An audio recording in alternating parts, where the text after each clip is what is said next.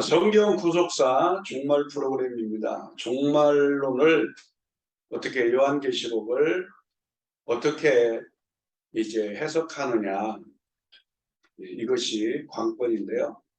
성경을 통하여 요한계시록을 우리가 해석하고 또 성경의 구속사를 통하여 요한계시록에 나타난 종말적인 그러한 프로그램을 이해해야 된다는 것. 성경 전체를 구속사의 관점으로 보고 그리스도 중심으로 맥을 잡고 천국 복음에 초점을 맞춰서 해석해야 된다. 이런 관점에서 주님의 다시 올 날이 가까운 마지막 때 힘써야 될 3대 중점 사역은, 첫째가 교회를 깨우고 보장시키는 하나님 나라 부흥 사역이고요. 그러기 위해서는 회복을 위한 영성 집중 기도회로 처음 사랑을 회복하고, 또 잃어버린 처음 사랑을 식어져버린 처음 사랑을 회복하고, 잃어버린 사명을 회복하고, 진실된 영성을 회복하는 것이 필요하고, 두 번째로는 이제 세계복음화를 이루어 선교 완성을 이루는 사역인데요. 영적 전쟁 중보기도와 물질 후원으로 후원 선교가 필요하고, 또 주특기 연합과 섬김으로 미전도 종족들의 필요를 채움으로 선교 완성을 이루어가는 순회 선교가 필요하다는 거고요.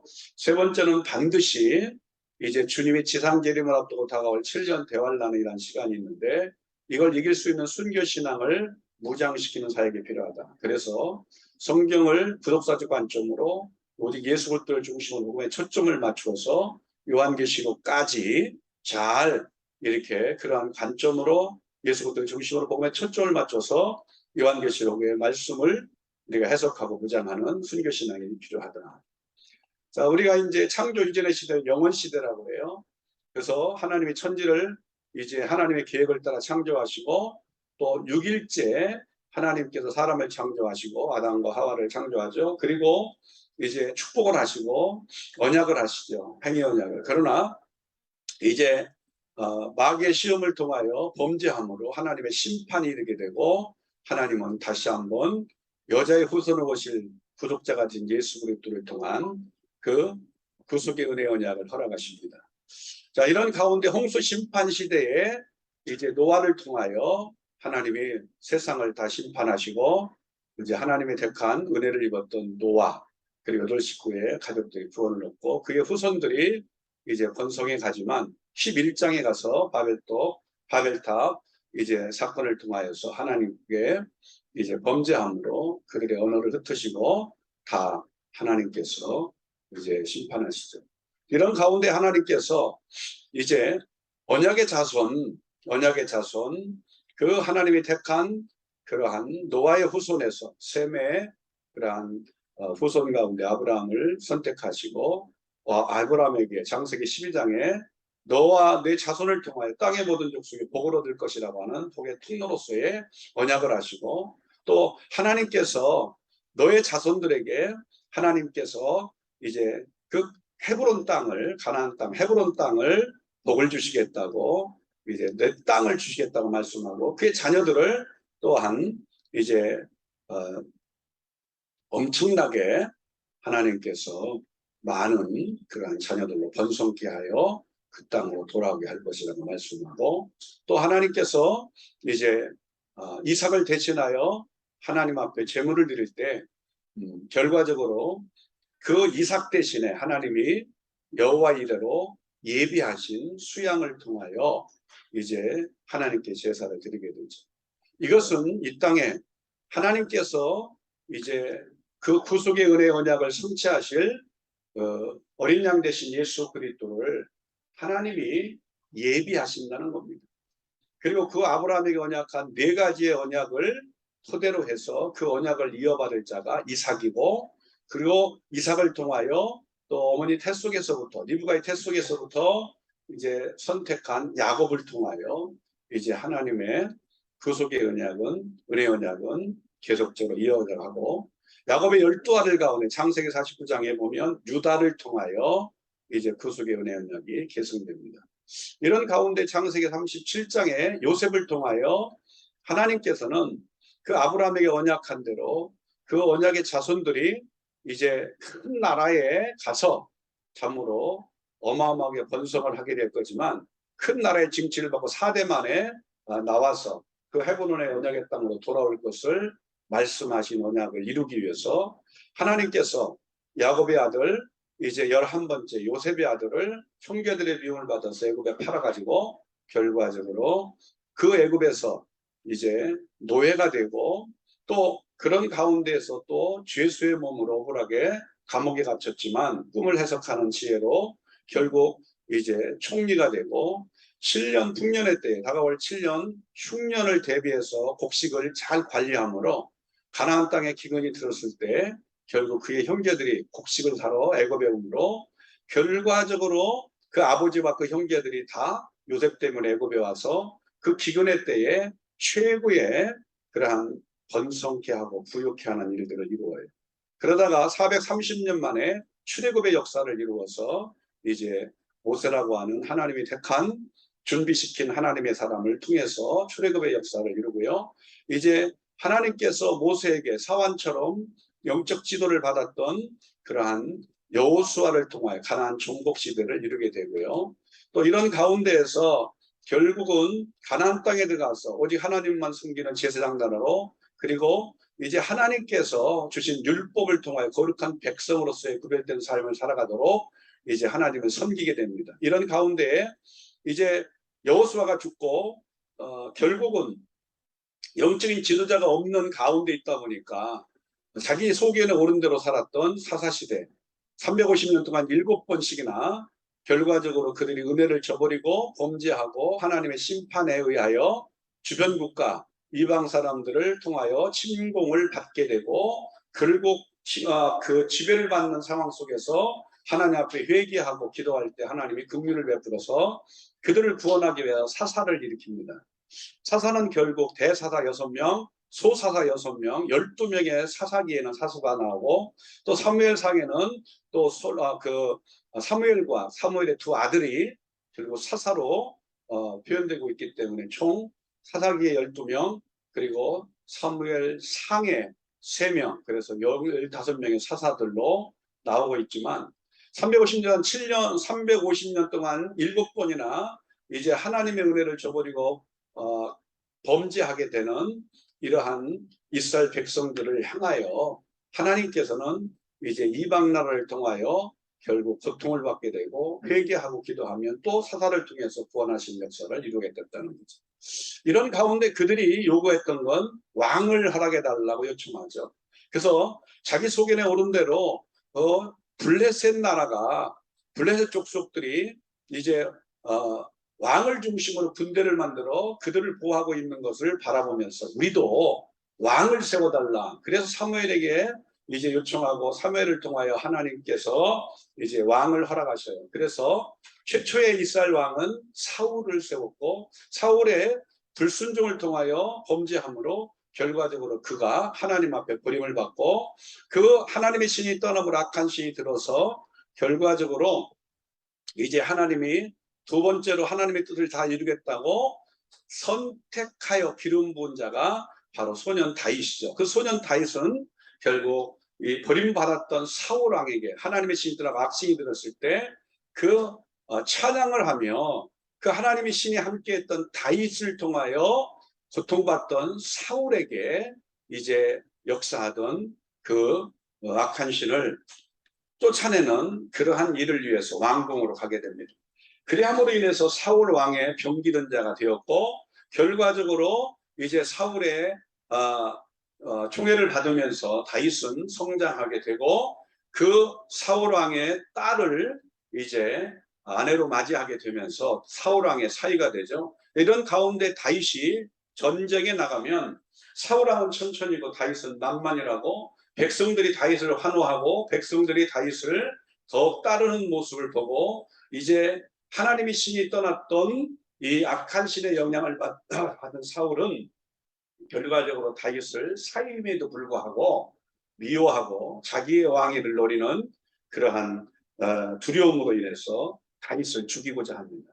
13년 동안의 이러한 그 연단을 받고 결과적으로 다윗은 이제 아브라함에게 허락한 그 자손들에게 주시겠다고 약속한 헤브론 성읍의 왕으로 이제 30세에 세워지게 됩니다. 그리고 난 다음에 하나님은 사울 왕이 죽고 사울 왕궁을 다윗에게 허락하여 통일왕국 시대를 이루어서 하나님이 통치하시는 그러한 하나님 나라를 이제 다윗을 통하여 헤브론에서 세워가게 되죠. 이런 가운데 다윗 집의 언약이 있고 그 다윗 집의 언약은 솔로몬에게 넘어갔고 솔로몬이 성전을 건축하고 7년 동안 그리고 하나님의 복을 주셔서 성전에 하나님의 영광이 워낙 크게 임하여서 최고의 가장 백성들의 수가 많고 하나님이 주시는 복이 넘치는 최고의 그러한 부요한 나라가 되게 됩니다. 이런 가운데 이방 국가에 이제 에티오피아 스바 여왕까지도 이방 사람들도 솔로몬 성전에 임하신 하나님의 영광을 보고 결국은 솔로몬 성전에 나와 하나님을 경배하는 일들이 일어나게 됐죠. 그러나 솔로몬의 범죄로 이방 여인들이 가지고 들어왔던 그 이방신을 모시도록 결국은 신당을 세우도록 허용을 함으로 하나님 앞에서 하나님보다 여인들을 사랑하고 그 신당을 허용함으로 결과적으로 하나님은 그를 심판하시고 그의 아들의 때에 분열왕국이 되게 만들어요. 그래서 북쪽 10개의 지파로 여로보암이 솔로몬 왕의 신하였던 여로보암이 쿠데타를 일으켜서 북쪽 이스라엘을 그리고 이제 그 다윗 집의 언약을 계승하던 솔로몬의 아들인 르호보암은 남쪽 유다의 왕국을 세우게 됩니다. 자, 이런 가운데에서 북쪽 이스라엘은 이제 720년이 아수르에서 결과적으로 포로로 잡혀가며 완전히 멸망을 하게 되고요. 남쪽 유다도 이제 605년에 바벨론에서 침공을 받게 되고 1차, 2차, 3차의 침공을 통하여 3차 침공 때 586년에 결국 성전이 파괴되고 완전히 쫓겨가는 그 포로로 잡혀가는 일이 일어나게 됩니다. 자, 이런 가운데에서 결과적으로 이제 하나님께서는 포로에서 70년 만에 귀환하는 역사를 이루게 돼요. 그 귀환을 이루는 일은 이사야 44장과 45장에 예언한 말씀대로 결국은 고레스라고 하는 하나님이 나의 목자라고 예언하며 분명하게 고레스라고 약속한 대로 하나님께서는 이 바사에 메대와 바사가 연합군이 되어서 바벨론을 쳤기 때문에 바사 왕, 그 고레스 왕을 통하여 결국 포로 귀환 명령이 내리게 됩니다. 그래서 1차 명령은 고레스 원년 BC 538년에 이제 명령이 내려졌고요. 537년에 스룹바벨이 돌아와서 결국은 14,000명 정도의 그런 인원을 데리고 돌아와서 이제 성전을 건축하게 되지만 결국은 방해로 인해서 동족들의 방해로 결과적으로 20년이 지연되어지고 결국 성전이 파괴됐던 BC 586년에 그 70년을 뺀 한마디로 70년이 지나서 516년에 성전이 완공되는 역사가 이루어지게 됩니다. 이런 가운데서 신구약 중간사 400년의 역사 속에 이 바사가 이제 페르시아라고 하는 그러한 나라로 이제 지배를 하게 됐고 그 페르시아를 물리치고 일으킨 나라가 헬라의 알렉산더 대왕이었고 헬라 알렉산더 대왕이 어마어마한 인도에 이르기까지 어마어마한 그러한 나라들을 정복하고 일찍 이제 죽게 됩니다. 그러므로 헬라의 알렉산더 대왕의 그 4명의 장수들이 동서남북으로 지역을 나눠서 이제 다스리는 가운데에 결국 로마가 이제 등장을 하여 통치하는 시대가 됩니다. 이런 가운데 예수 그리스도는 오셨고 사복음서를 통하여 공생의 역사를 이루었고 결국은 이제 12명의 제자를 선택하시고 그들에게 이제 복음을 전하도록 만들었고 결과적으로 70명, 120명이 이제 결과적으로 약속한 성령의 충만함을 받고 12제자가 복음을 전하는 사도 시대로 AD 30년부터 100년에까지 진행이 됐고요. 그리고 이제 AD 100년부터 이제 기독교의 자유를 신앙의 자유를 선포하게 된 그러한 밀라노라고 하는 칙령 바로 313년에 AD 313년에 이루어지는 그때까지를 교사도 교부 시대라고 해요. 쉽게 말하면 12사도들로부터 성경을 배우고 그래서 결과적으로 기독교에 마치 그러한 부모 같은 역할을 했던 사람들이죠. 그래서 교부 시대라고 표현하는데요. 어찌됐든 이 당시는 바로 로마 식민지 치하에 예수 그리스도가 오셨고 공생애를 이루었고 12명의 제자를 선택하고 이제 약속한 성령을 120명이 받아서 복음을 전하게 됐잖아요. 이런 가운데에서 로마의 엄청난 황제들의 핍박 속에서도 결국 지하에 땅굴을 파고 지하 도시 8층 도시에까지 이르러서 엄청나게 숨어서 신앙의 생활을 했던 자들이 313년의 밀라노 칙령을 통하여 결국 신앙의 자유를 이제 허락하셔서 나오게 된 거예요. 자, 이런 가운데에서 몰래 숨어서 개인적인 신앙을 지키던 자들이 함께 모여서 공동체 신앙 고백을 해야 될 필요성을 느끼기 때문에 313년 이후부터 590년까지 니케아 회의가 계속적으로 진행이 됩니다.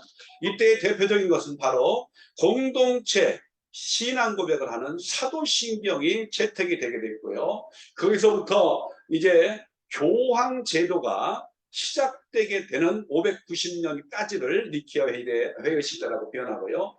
590년에 교황 그레고리 1세가 교황권을 확립하게 돼요. 그래서 초대를 바로 마태복음 16장 16절 이하에 나오는 반석 위에 내 교회를 세우리라 말씀한 것처럼 베드로를 첫 번째로 여기고 그리고 나서 그 대를 이어서 교황권을 확립해서 그레고리 1세가 교황으로 즉위를 하게 돼요.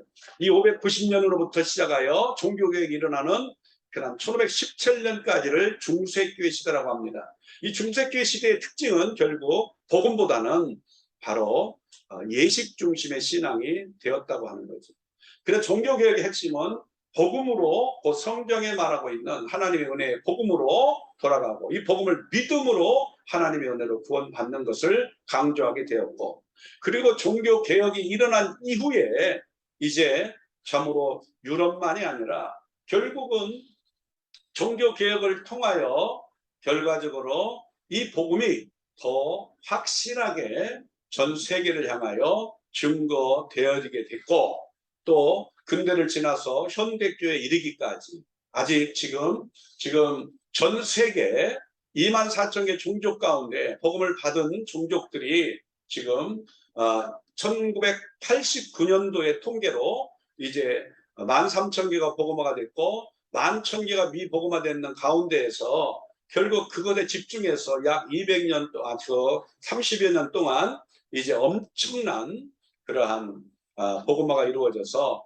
1,500개의 복음화가 이루어지고 500개가 미전도 종족으로 남았다고 하는 통계들이 2018년에 있었던 것이고요. 그 이후에 지속적으로 남은 이 종족들에 대한 복음화를 위해서 전 세계 교회가 이제 합심하여서 그 세계 복음화를 이루고 주님이 다시 오실 길을 예비하기 위한 선교 완성을 이루기 위해서 달려가고 있는 가운데 있습니다. 바로 이런 가운데에서 1517년 종교개혁을 이루어서 이 마틴 루터를 통하여 종교개혁 횃불이 이루어지고 결국 쭈빙글리와 더 나가서 이제 요한 칼빈에 의하여 웨스트민스터 신앙 고백서가 그의 후예들을 통하여 결국은 영국의 웨스트민스터 사원에서 신앙 고백서가 1648년에 공적으로 공인이 되었고 이걸 가지고 총교도 신앙을 가지고 있던 자들이 영국에서 결국 신대륙인 미국으로 건너가서 기독교 나라를 세웠고 미국이라는 나라를 세웠고 거기에서 그들은 오직 대소요리 문답 웨스트민스터 신앙 고백서에 근거한 대소요리 문답을 중심으로 총교도 신앙을 유지하고 그 나라를 세우고 기독교국가를 세우고 그런 가운데에서 대한민국이 1885년에 복음화가 되어지기 시작하는 첫 번째 이 복음이 들어오게 되는 상황이 된 거죠. 미국에서 장로교 선교사, 연도도 선교사가 한국에 와서 한강 이북에 평양을 중심으로 신학교를 세우고 복음을 전하게 되고 그 신학교를 세웠던 평양신학교를 토대로 해서 오늘날 지금 사당동 총회신학교가 이제 합동 측이죠. 예장 합동, 대한예수 장로 합동 측, 바로 이 교단이 이루어지게 됐고, 거기에서 이제 분파되어진 바로 많은 그러한 교단들이 형성이 된 겁니다. 통합 측부터 시작하여 이제 다양한 대한예수교 장로회 예장 그 교단 가운데에서 수없이 많은 합동 외에 많은 교단들이 생겨지게 된 것입니다.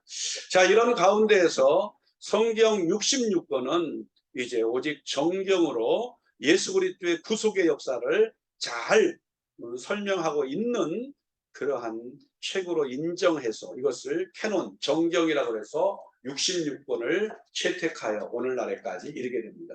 자, 이런 가운데 마지막 이제 70일의 역사 가운데 하나님이 정한 다니엘서 9장 24절 27절에 말씀한 70일의 역사 가운데 남아있는 한 일에, 이 한 일의 역사가 이제 7년이라는 시간인데 7년의 대환란의 시간이 어떻게 이제 예수 그리스도의 재림에 앞서서 7년의 대환란의 시간이 분명히 일어날 것인데, 이 전 세계 복음화가 이루어지고 이제 주님의 지상의 재림이 올 수 있는 길이 예비되고 나면 결과적으로 주님은 다시 오게 되는데, 주님이 지상 재림을 앞두고 반드시 일어날 70일의 가운데 남은 한 일에, 이 한 일의 역사가 7년 동안 대환란의 역사로 전 3년 반, 후 3년 반의 역사로 일어날 것을 우리가 설명하고 있어요.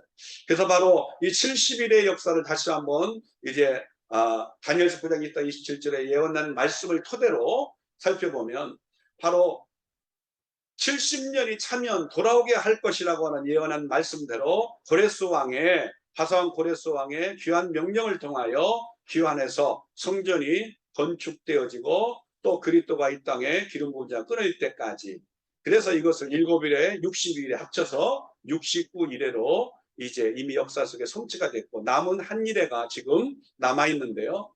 바로 신약시대 이제 그리스도께서 죽으시고 부활하고 승천하셔서 성령을 보내주시고 오순절 이후에 이제 신약의 교회가 시작이 되고, 그리고 나서 이제 이방인들에게 복음을 전하는 이방인 복음 시대가 열려지게 됐습니다.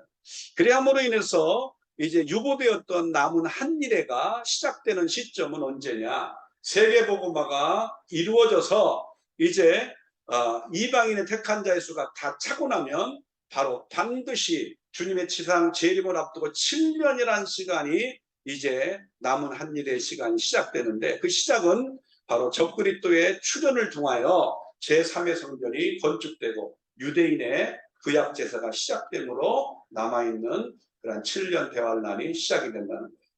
7년 대환란은 바로 이제 70일의 가운데 남은 한 일에, 그래서 이것은 전 3년 반, 후 3년 반의 개념으로 진행이 되는데, 바로 이 7년 대환란의 전체 기간을 설명하는 게 계시록 6장 1절로 10절의 7인에 대한 재앙입니다. 첫째 인을 될 때 신발을 탄 자가 적그리스도의 출현을 통하여 7년 평화제약을 맺고 유대인의 손을 들어 제3의 성전을 건축하고 이제 구약 제사가 시작되므로 남은 한 일회에 7년 대환란이 시작이 되게 만들어요.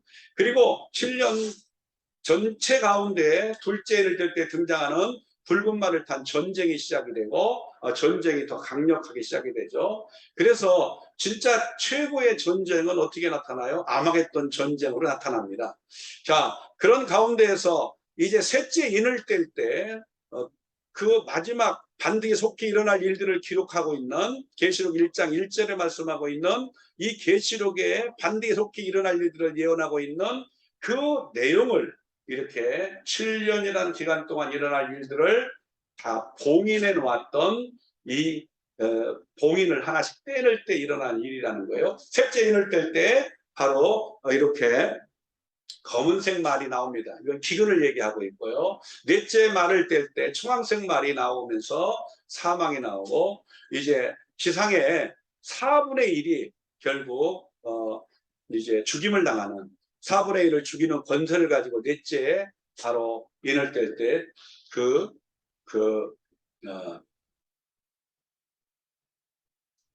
넷째 말을 탄 자가 등장을 해서 결국 사망이라는 이름으로 4분의 1을 죽인다는 말씀. 다섯째 인을 뗄 때 바로 이미 바로 7년 대환란이 오기 전에 순교했던 순교자들, 하나님의 계명과 예수 그리스도 이름 때문에 결과적으로 그 예수 그리스도의 복음을 증거하다가 죽임을 당한 순교자들이 하나님 보좌 앞에서 우리의 그러한 핏값을 좀 갚아달라, 그렇게 호소할 때 잠시 기다리라고 말씀해 하나님은 그 한 사람 한 사람에게 신 두루마리를 입혀주며 너희들의 동무들이, 다시 말해서 순교자의 수가 차기까지 기다리라고 5째 인을 뗄 때 말씀해요.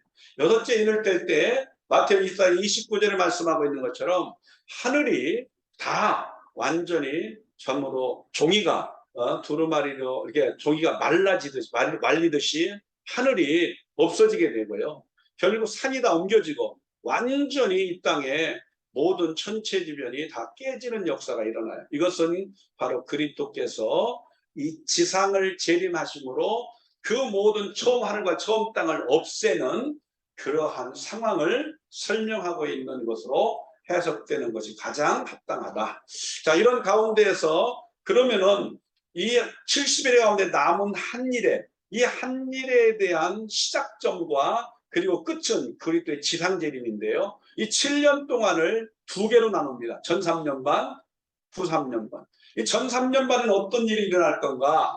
두 증인들이 사역하는 기간입니다. 이 두 증인들은 어떤 사람입니까? 계시록 이제 5장에서 이 하나님 보좌 높이 올라간 사도 요한이 보았던 이 반드시 속히 일어날 일들을 기록한 두루마기가 지금 말려가지고 딱 7개로 봉인되어 있는데, 그 봉인된 두루마리를 6장에서 하나씩 예수 그리스도가 떼면서 결과적으로 다 펼쳐졌어요. 그래서 계시록 10장에 보면은 펼쳐진 두루마리를 먹고 다시 예언할 자들이 두 증인들입니다.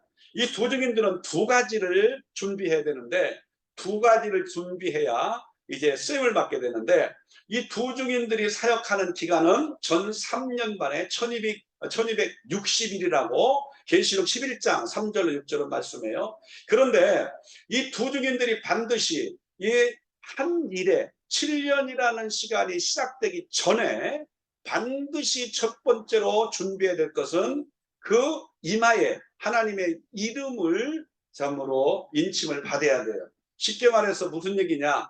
마귀가 이 8번째 왕 짐승 적그리스도가 이제 등장을 하게 되면 어떤 일이 벌어지냐면, 이마와 손등에 666 짐승의 수, 그 이름의 수 666 표를 받지 않으면 매매를 할 수 없게 만들어요. 그래서 짐승 우상에 경배하고 666 표를 받도록 강요하게 되고, 안 그러면 죽이는 순교가 일어나게 될 겁니다.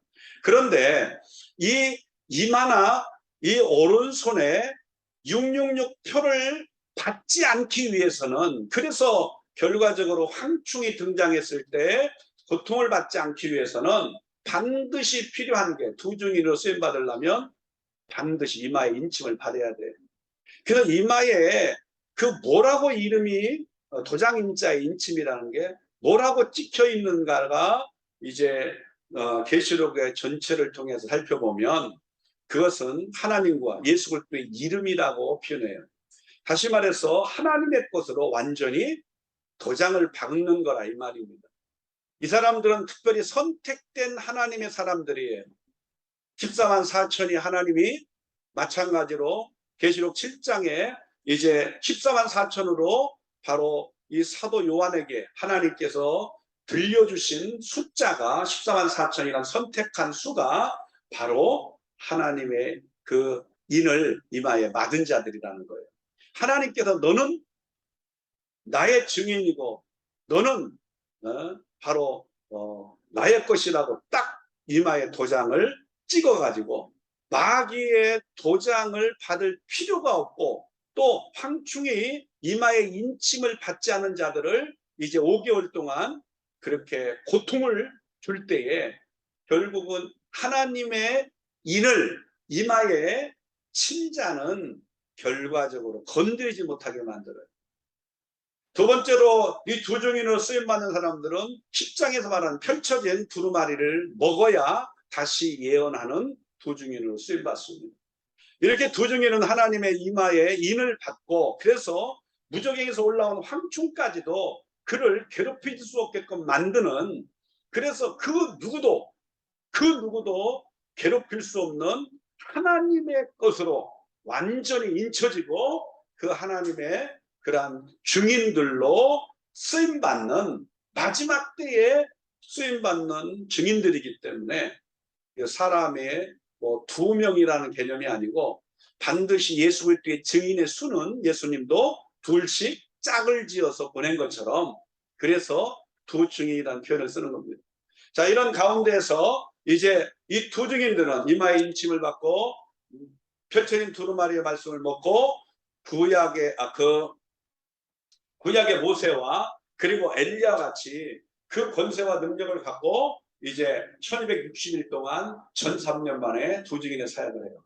이때 하나님께서는 7 나팔 재앙으로 3분의 1씩 깨지는 경고 나팔을 허락하십니다. 첫째 나팔은 땅을, 둘째 나팔은 바다를, 셋째 나팔은 강물을, 넷째 나팔은 결국 천체가 3분의 1씩만 깨지는 거예요. 이 자연적 재앙이라고 하는 땅바다 강물 전체에 4개의 그런 나팔을 불 때 3분의 1씩 그것들이 이제 파괴되므로 결국은 세상 가운데 소망을 두고 살아가는 택한 자들에게 경고하시는 나팔로 땅에서는 바로 이렇게 두 증인들이 이마에 인침받고 결국은 말씀으로 무장된 두 증인들이 이제 증인의 사역을 감당하는 그러한 기간에 하나님께서는 이렇게 3분의 1씩 자연적 재앙을 통하여 택한 자들에게 경고하시는 거죠. 이 세상은 장차 반드시 멸망하기 때문에 속히 내 백성아 거기서 나오라고 하는 계시록 18장 4절의 말씀과 같이 멸망할 세상에서 이제 세상에 있는 것들 때문에 거기에 머물러 있는 세상에 빠져 있는 그들에게 속히 회개를 촉구하고 있다는 얘기입니다. 5번째 인을 뗄 때에 결과적으로 아까 말씀드렸던 무저갱에서 황충이 올라와서 그 이마에 하나님의 인을 맞지 못한 하나님의 인침 받지 못한 그러한 이마에 인침을 받지 못한 그러한 자들에게 하나님께서는 5개월 동안 이제 황충이 전갈같이 쏘며 고통을 받게 해요. 죽을 만큼 고통스럽지만 자살도 하지 못하게 하고 죽지도 못하게 하는 고통 속에서 하나님은 회개를 시키는 작업을 하고 6번째 나팔을 불 때 마병대의 그러한 2억이나 되는 마병대라고 표현하는데요. 이 유브라데 강에 대기 중이었던 4명의 천사가 참으로 2억에 되는 천군 천사를 데리고 결국 이제 황충을 통해 5개월 동안 회개시킨 자들을 택한 자들을 육은 죽이고 영혼을 구원하는 대추수의 역사를 이루게 된다고 하는 것이고요. 곡식수도로 본다는 겁니다. 그리고 이제 7번째 나팔이 하나님께서 부는 나팔, 하나님의 나팔, 그리고 7번째 천사가 부는 나팔, 그리고 마지막 7 나팔 가운데 마지막 번째이기 때문에 마지막 나팔이 부러지게 되는데 이 마지막 나팔이 부러지는 것은 결과적으로 휴거의 역사를 이루는 겁니다. 그러니까 결국은 순교자의 수가 차고 그리고 첫째 부활이 일어나게 되고 그리고 휴거가 일어나는데 그 첫째 부활을 알리는 소리가 바로 하나님의 나팔, 7번째 천사가 부는 나팔, 마지막 나팔 소리에 죽은 자가 살아나고 또 순교적 신앙을 가지고 산 자들이 바로 신령한 몸으로 변화되어서 산채로 신령한 몸으로 변화되어 공중의 혼연체에 끌려가는 그런 휴거, 끌려 올릴 것자 세상에서 말하면 땅에서 들려 올라간다. 그래서 들립니다. 그렇게 표현하지만 결국은 하나님 위에서 끌어올라간다. 그래서 휴거라고 표현합니다.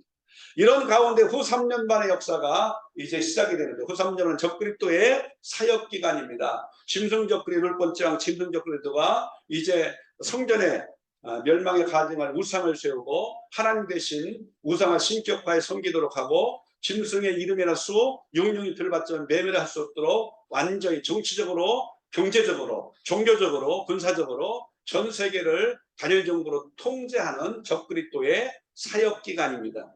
다시 말해 그리스도의 재림을 앞두고 지상 재림을 앞두고 결국 42달 동안 이제 마귀의 권세를 받아가지고 성전을 더럽히고 짓밟을 권세를 받은 이 적그리스도 이것이 계시록 17장에 말하는 8번째 왕 짐승 적그리스도로 표현되고 있습니다. 그는 42달, 다시 말해서 3년 반이고요. 42달은. 그리고 그것은 1260일이에요. 그 3년 반, 1260일. 바로 이렇게 이때에 결과적으로 이제 멸망에 가지한 것이 거룩한 것의 선거를 본 도망가라고 했던 다니엘서를 예언한 예수님의 말씀이, 다니엘서를 인용하여 예언하신 예수님의 말씀을 따라 이제 결국 여잡교회는 이제 첫째 부활에 동참하여 올라간, 공중 혼잔치에 올라간 그 아들 교회 말고 그 아들을 낳았던 여잡교회는 결국 예비처로 도망을 가서 숨어서 양육받는 교회가 되고, 향후 때가 되어서 이제 큰 나팔 소리에 소집이 돼서, 지상 재림 때 큰 나팔 소집이 돼서 그 하나님이 이제 약속한 대로 그리스도께서 이제 만드시고 통치하시는 새하늘과 새 땅 1000년 동안 백성으로서 그 땅에 내가 살게 될 자들이 되는 겁니다. 자, 이제 첫째 부활에 동참하여서 먼저 순교하고 점으로 살아난 자들, 그리고 살아서 신령한 몸으로 변화된 자들이 공중의 어린 양의 혼인잔치에 끌려 올라갑니다. 그 어린 양의 혼인잔치의 내용은 계시록 7장 9절로 17절에 보좌 앞에서 참으로 각 나라 족속과 백성과 방언해서 참으로 큰 신옷을 입은 무리들이 나와가지고 그 보좌 앞에 결국 종려나무를 흔들면서 구원하신 하나님 어린 양께 있다고 경배하는 자들의 모습과 14장 1절로 5절에 말하고 있는 그러한 어린 양의 혼인잔치는 보좌 앞에서 그들이 참으로 어떠한 자의 자격을 갖고 그 보좌 앞에서 이제 그 영광스러운 혼인잔치에 참여한 자들이 되었는가, 14만 4천인의 자격을 이야기하고 있고, 15장 2절로 4절에는 결국은 이제 그들이 그 영광 가운데 새 노래를 배우며 하나님께 모든 악기들을 동원하여 하나님이 구원하신 거, 하나님 구원하심이 하나님 어린 양께 있다고 경배하며 찬양하는 그러한 놀라운 어린 양의 혼인잔치의 모습들을 얘기하고 있고, 이 어린 양의 혼인잔치에 대한 건 바로 예수 그리스도의 지상 재림에 대한 부분을 소개하고 있는 계시록 19장의 1절로 이제 부터 쭉 보면은 결과적으로 어린 양의 혼인잔치에 대한 내용에 대한 부분을 소리로 들려주는 이야기를 요한이 듣고 기록한 내용을 통해서 어린 양의 혼인잔치가 얼마나 정말 이 땅에서 모든 신부된 교회가 최고의 소망이고, 신랑된 예수 그리스도를 맞이할 준비된 교회가 얼마나 그 영광스러운 자리에 참여하여서 기쁨의 노래를 부르고 정말 신랑을 만난 신부된 모습으로 함께 잔치를 벌이는 모습인가를 볼 수가 있어요. 자, 이런 가운데에서 이제 하나님께서는 후 3년 반에 이제 계시록 16장에서 7 대접 심판을 통하여 결과적으로 이제 심판을 하시는데요. 먼저 큰 음녀 바벨론을 심판을 이제 하시게 되는 내용들이 계시록 17장 18장에 나오게 됩니다. 이 바벨론은 세상을 상징하고 있고요. 그리고 큰 음녀는 결국 이 세상에 등을 업고, 다시 말해서 이 적그리스도를 등에 업고 결과적으로 이제 정치적인 것과 그리고 종교적인 것에 영향을 가지고, 이제 특별히 큰 음녀는 정치적 성향보다는, 그래서 신발을 탄 적그리스도의 모습으로 정치적 성향으로 평화지역을 맺고 7년 대환란이 시작되게 만드는 것과 달리, 큰 음녀는 한마디로 말하면 종교적 성향을 가진 자라고 보는 거예요. 그래서 적그리스도의 등을 업고 이제 사역을 했던 큰 음녀가 적그리스도에 의해서 결국 죽임을 당합니다. 하나님의 심판이 결과적으로 이제 임하게 되는 거죠. 그래서 결국은 이제 이 음녀는 성도들의 피를 빨아먹고 그렇게 고통을 주었던 그러한 자라고 표현합니다. 바벨론이 결국 심판을 나와요. 그래서 7 대접 심판이 후 3년 만에 주로 강력하게 일어나게 되는데, 첫째 대접은 666 표를 이제 그 짐승 적그리스도에게 우상 앞에 절하고 666 표를 받은 자에게 총기가 일어나서 고통을 받고, 그리고 둘째 대접을 이제 쏟을 때에 바다가 3분의 1이 아니고 완전히 다 피바다가 되고 강물이 다 피가 돼서 먹을 수가 없고 마실 물이 없는 거죠. 완전히 다 끝나는 거죠. 그리고 태양에다가 메시지를 쏟을 때 태양이 사람들을 태워 죽이는 일이 일어나고 또 적그리스도의 보좌에 결국은 다섯째 대접을 쏟으니까 어둠이 임해서 그들이 고통 속에서 아주 죽을 만큼 괴로워하며 고통을 받는 모습을 얘기하고 있고, 여덟 번째 대접을 쏟을 때, 유브라데 강에 쏟을 때 강물이 말라서 이제 적그리스도의 사주를 받았던 동방의 세 왕들이 군대를 일으키고 마지막 전쟁,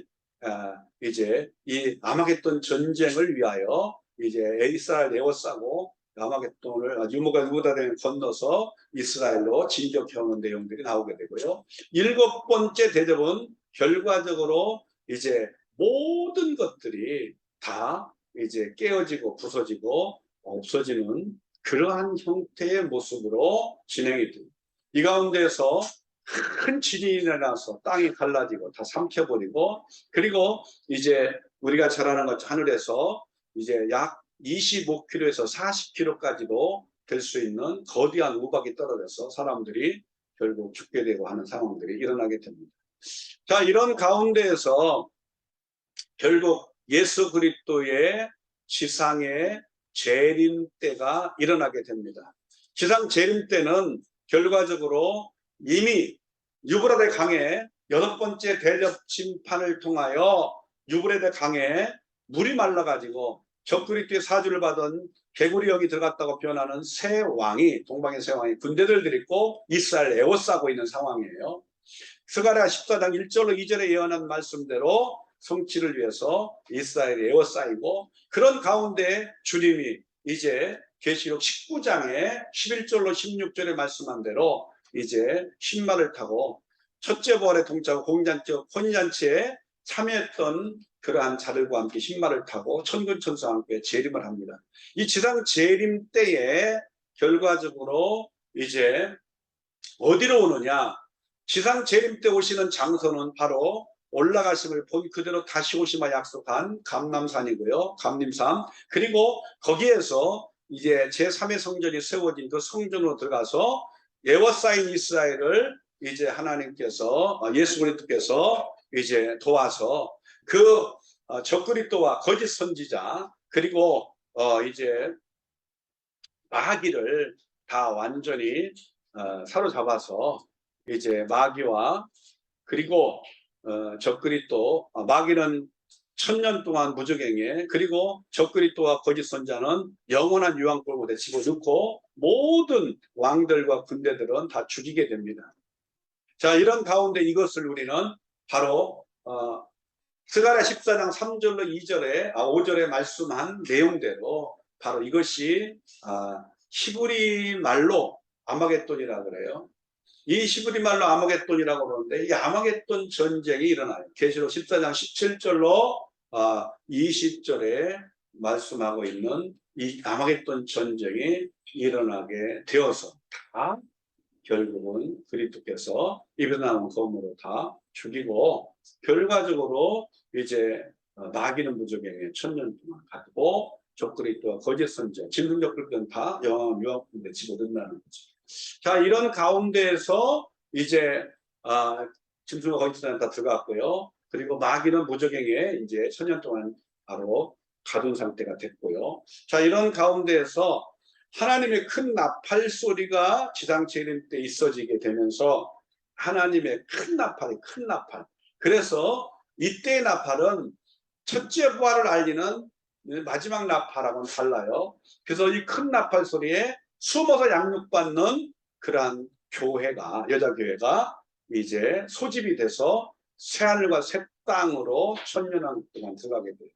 그래서 영원 유대경에 가두고 결과적으로 천년왕국의 역사가 다니엘서 12장 11절로 12절에 말한 그 말씀을 토대로 이제 1260일이 지나서 1290일이 30일 더 되고 또 1335일을 지나 들어가는 자는 복이 있다 말씀한 것이 바로 천년왕국입니다. 이것을 처음 하는 것 처음 땅은 없어지고 새하늘과 새 땅이 여러 만들어져서 창조가 돼서 결국 거기에 이제 숨어 양육받는 여자교회는 이제 백성으로 큰 나팔수 허집된다 백성으로 들어가는 거예요. 그리고 첫째 부활의 동참에 혼자제 참여했던 자들은 계시록 20장 4절로 6절에 말한 것처럼 1000년 동안 왕노로 타게 되는 겁니다. 1000년. 1000년이라는 기간은요, 우리가 생각하는 것처럼 그냥 상징적인, 영적 상징적인 기간이다. 이렇게 해서 무천년으로 보는 견해도 있고, 또 천년왕국에 대한 부분을 이렇게 문자적으로, 숫자적으로 999 다음에 1000년이라고 하는 기간으로 보는 경우도 있어요. 전천. 그래서 우리가 지금 천년왕국에 대한 여러 가지의 견해들이 있지만 주로 크게 세 가지를 얘기한다고 그랬죠. 천년왕국이. 바로 이 천년왕국은 글자 그대로 영적 상징으로 보고 초대교회 예수 그리스도가 이 땅에 오셨던 그때로부터 그리스도의 지상 재림 때까지를 영적으로 그 천년이란 영적 상징적 기간으로 보는 그러한 견해가 무천년이라고 표현하고요. 천년이라는 기간을 숫자적으로 정확한 기간으로 이해하는 게 전천년이고요. 천년왕국을 한마디로 말하면 좋은 세상이다. 이렇게 복음을 전파해서 전 세계 복음화 이루어져 악이 없고 마귀가 없는 그러한 공유로운 평화로운 세상이 된다. 이것을 후천년이라고. 그래서 이 천년왕국 가운데서 우리는 그래도 주님이 반드시 처음 하늘과 처음 땅을 없애버리고 지상 재림에서 없애버리고 그리고 새로 만든 새하늘과 새 땅에서 그 하나님 보좌에 그 새 예루살렘 성이 내려와서 함께 거하는 바로 이 천년이라는 기간으로 그렇게 그리스도께로 통치하는 기간으로 보는 것이 효과적인 성경 해석 방법입니다. 그래서 이 바로 천년이 차고 나면 복과 마곡의 반란이 일어나요. 왜? 무저갱에서 갇혔던 마귀가 이제 나와가지고 미혹을 하기 때문에. 그럼 천년이라는 기간은 마귀가 무저갱의 지상재림에서 아마겟돈 전쟁에서 다 마귀는 무저갱에다 가둬버렸잖아요. 그러니까 마귀가 미혹할 수 없는 시간이 천년왕국의 기간이에요.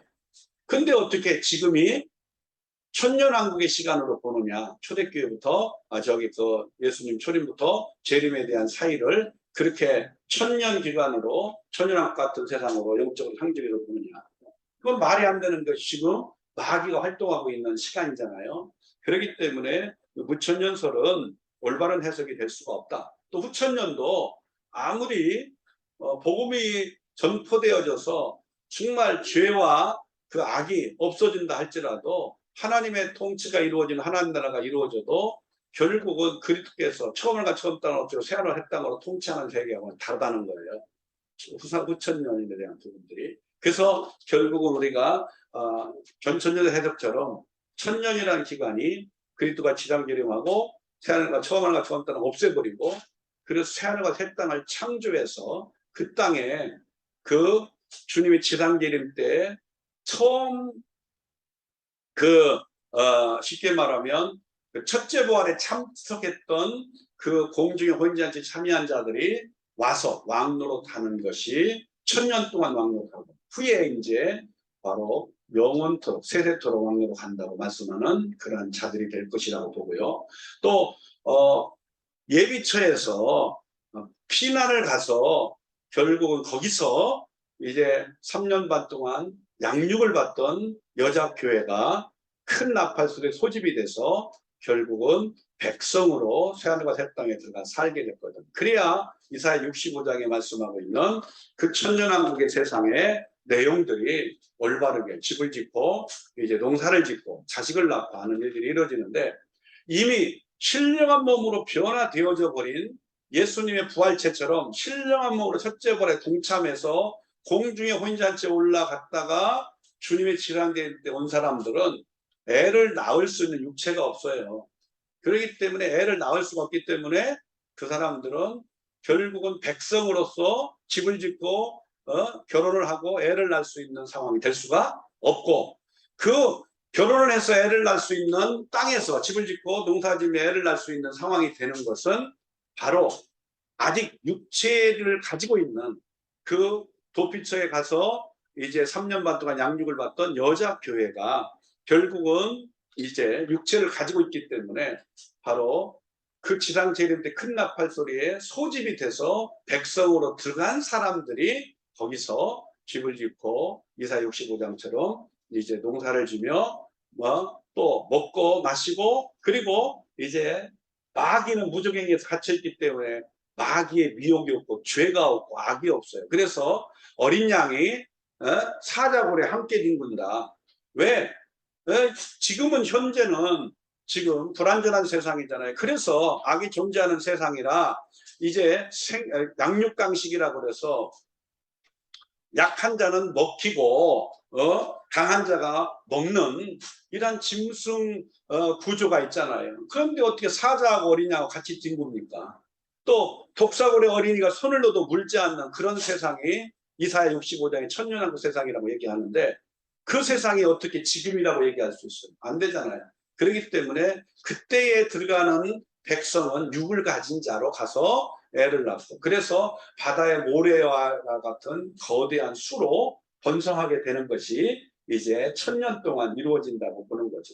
근데 1000년이 차면 무저갱에서 갇혀있던 마귀가 이제 풀려나가지고 미혹을 지켜요. 미혹을 해요. 그래서 1000년 동안 번성한 백성들 가운데에서 미혹을 받게 되는 거죠. 그래서 곡과 마곡의 반란이 일어나요. 누구에게? 하나님을 대적하여 이 새 예루살렘 성을 둘러싸고 반란을 일으켜요.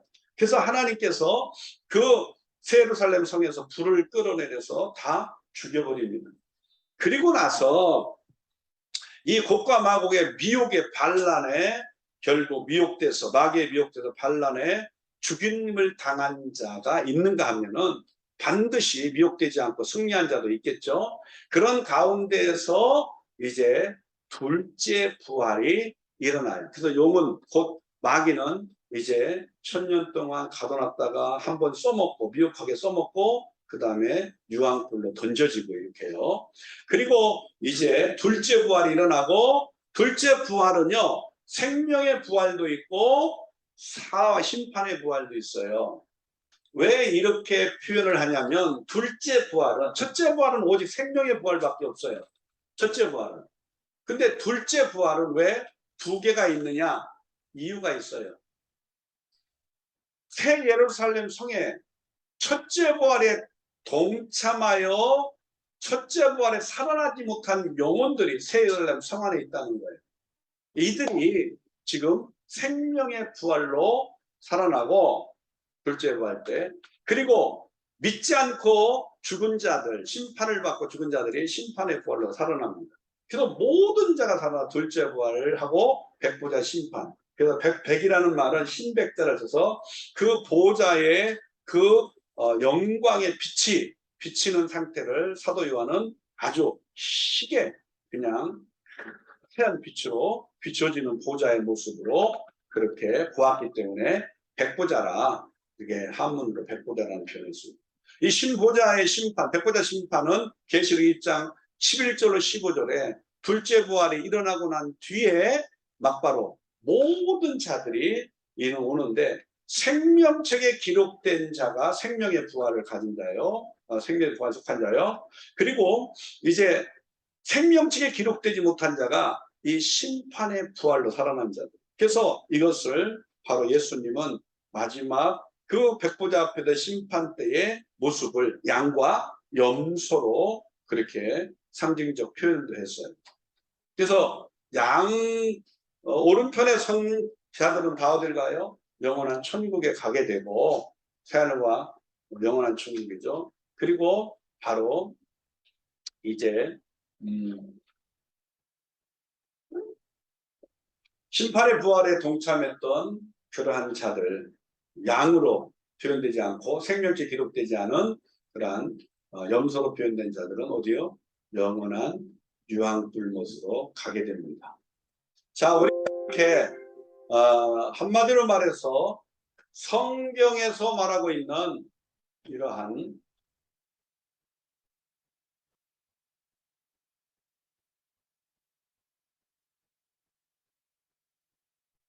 성경 구속사의 관점에서 바르게 해석하고 있는 구속사의 관점, 예수 그리스도 중심으로 맥을 잡고 오직 천국에 초점을 맞춰서 해석하는 요한계시록 이 종말 프로그램은 우리로 하여금 두려움이 아니라 그래서 계시록 1장에서도 2장 3장에서도 계속적으로 하나님이 7교회를 향하여 말씀하는 게 뭐예요? 두려워하지 말라고 합니다. 할렐루야. 두려워할 것이 아니라 끊을 수 없는 사랑의 확신으로 사망을 이기신 그 권세와 능력으로 승리한다는 걸 믿으시고, 우리가 마지막 주님이 다시 오심을 확신하고 다시 올 길을 예배하는 데 쓰임받는 저와 여러분이 되기를 주의 이름으로 축복합니다. 그래서 우리가 함께 기도하고 마치겠습니다.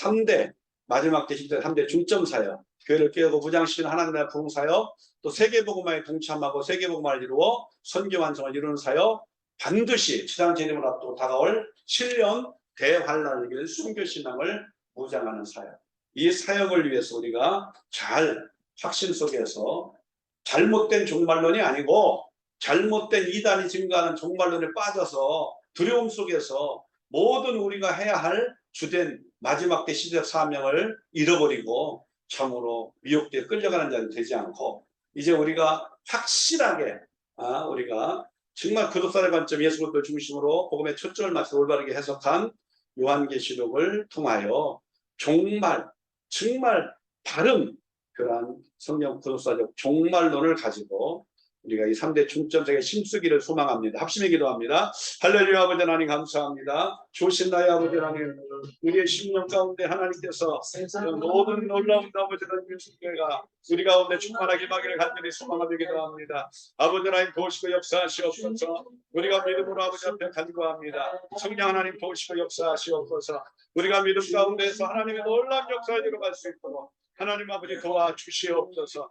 이제 우리가 마지막 때 심써야 될 3대 중점 사역, 이제 교회를 깨우고 무장시켜 세계복음화에 동참하여 이제 세계에서 흩어지는 한민족 복음화와 그리고 세계복음화를 이루고 지금까지 예배할 수 있는 선교 완성을 이루게 하시고, 이제 주님의 지상 재림을 앞두고 반드시 일어날 70일이 남은 한 미래에 7년 대환란의 역사를 우리가 넉넉히 이제 바로 알고 끊을 수 없는 하나님의 확신 속에 어디 늦은 성령의 권능을 힘입고 두진과 같이 권세있게 능력있게 우리가 아버지 복음을 위하여 끊을 수 없는 하나님의 확신 속에서 이제 아버지 담대하게 이 복음을 위해 증거하게 하시고, 이제 아버지 하나님 그리하여서 우리 가운데 일어나는 박해나 할지라도 우리가 아버지 순교의 영광을 바라보며 우리가 담대하게 순종하며 나갈 수 있는 놀라운 은혜가 있게 도와주시옵소서.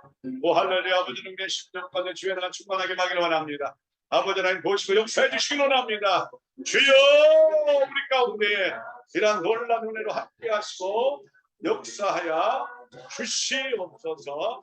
우리 주 예수 그리스도의 이름으로 기도하옵나이다.